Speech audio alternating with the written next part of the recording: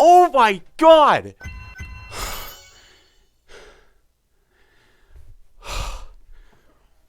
Oh my god.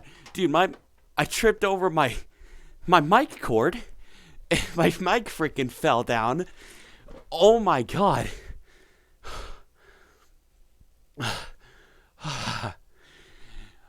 Oh my dear god.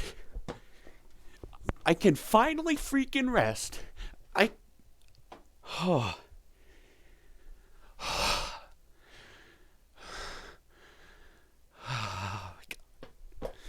I can rest. I can rest at night knowing I do not have to play Cataclysm again. I can rest completely fine now that I beat my first extreme. Oh my god, dude. I knew today was different. I felt it. I knew, by the way, I was hardly dying at 11%. I don't think I died at all at 41. I think maybe I did, but hardly. And I finally freaking did it. Holy crap, dude. Okay.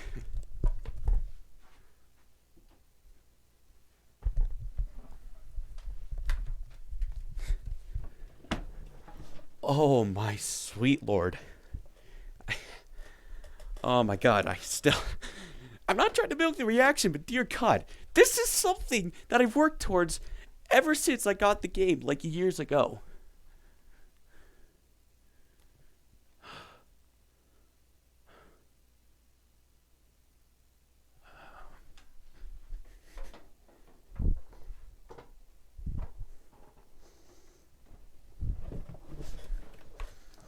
Okay. I have spent a god-awful amount of time on this freaking level. I'm gonna count up the attempts. I'm hoping it's under 10,000, but I don't know. We'll see. 7099. 6. 588.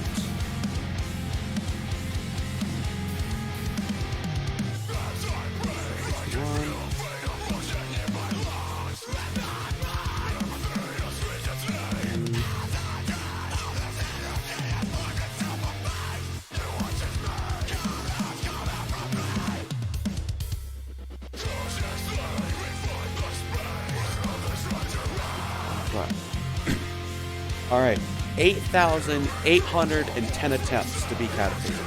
Now, to be fair, a lot of those attempts are old, and before I actually started seriously practicing the level.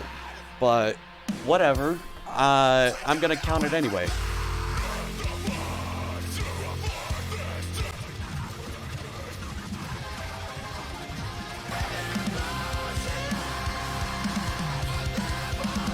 Holy crap, dude.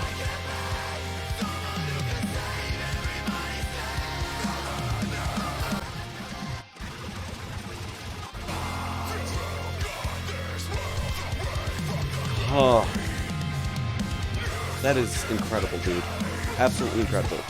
Now, because this is such a monumental level, I decided I'm going to do more than just show the completion. I actually want to talk about it. Show some of my favorite parts of the level, some of my least favorite parts of the level, and overall just kind of how I felt before I started practicing Cataclysm and after I beat it.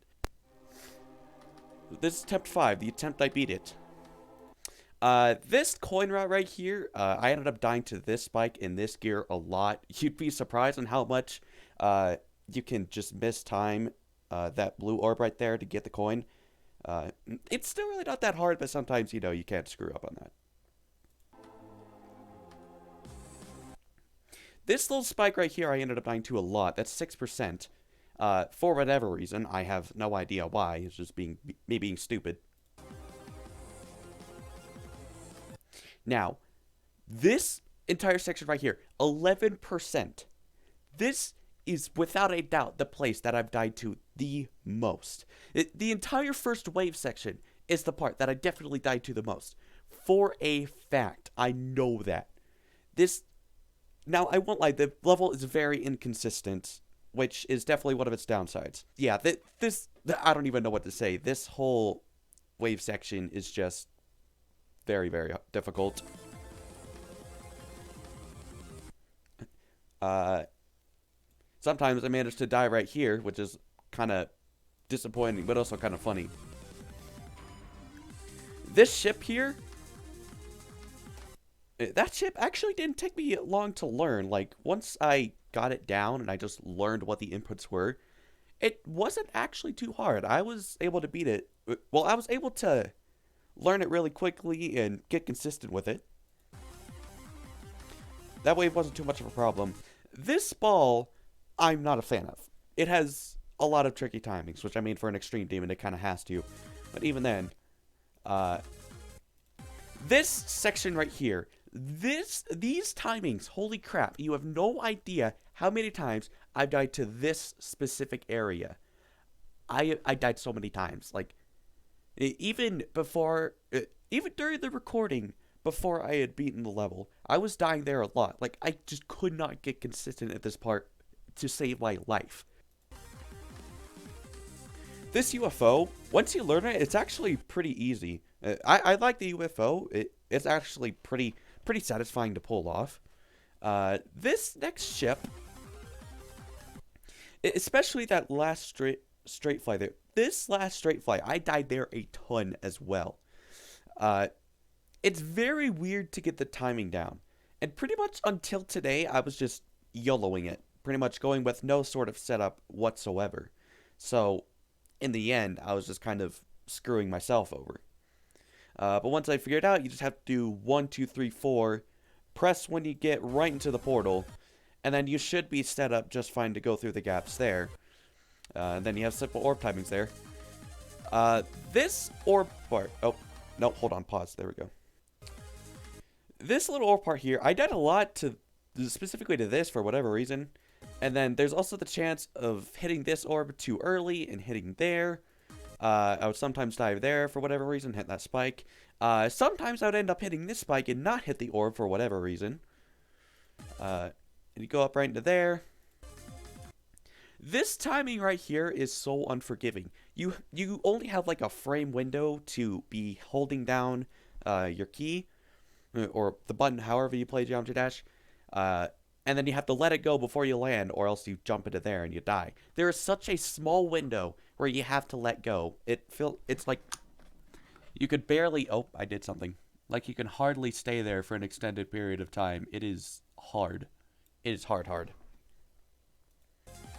This little mini cube, it's actually not very hard. All the timings are pretty good, pretty consistent. Most of the time it's just buffer clicks and memorizing where to go, which even then, even if you don't have it memorized, it's pretty easy to memorize it. It's not a very long part. Now, when I first started practicing Cataclysm, this is why I started it off. Because the second half of the level was a lot easier than the first half.